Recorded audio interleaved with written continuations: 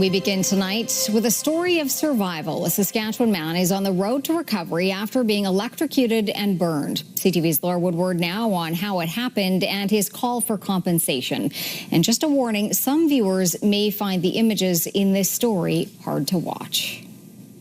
Just as his shirt implies, Blaine Mackay is damaged but not defeated. I still have nightmares every day. Nightmares about May 9th, 2022, the day Mackay was electrocuted at a SaskPower hydro station in Island Falls. Mackay was a contractor doing scaffolding work on site. He says he was taken to this unit by a SaskPower supervisor, left alone to take measurements. I put a tape measure in the air, and as soon as I put it in the air, the transformer arced over. And I was stuck like this. Got electrocuted, 110,000 volts. Then I burst into flames. His coworker jumped into action. Found some rainwater and put me out. Thinking he was going to die, Mackay called his wife. He was just screaming.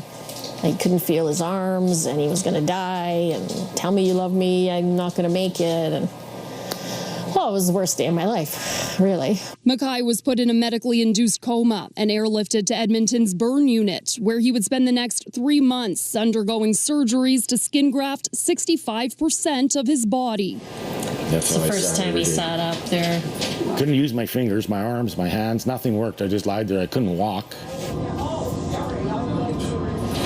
Yeah, see how that arm just hangs. And SaskPower never called once to see if I was okay.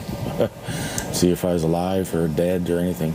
SaskPower refused to comment on the situation as it's still before the courts. The company has pleaded guilty to one charge under the occupational health and safety regulations, failing to ensure working conditions are a safe distance from an exposed, energized electrical conductor.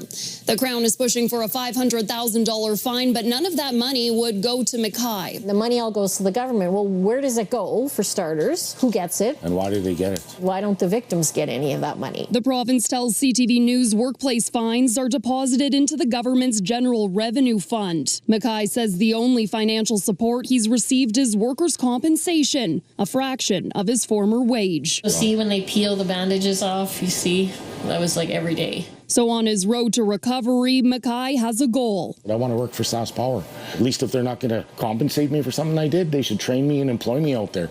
So this doesn't happen to people again. Laura Woodward, CTV News, Saskatoon.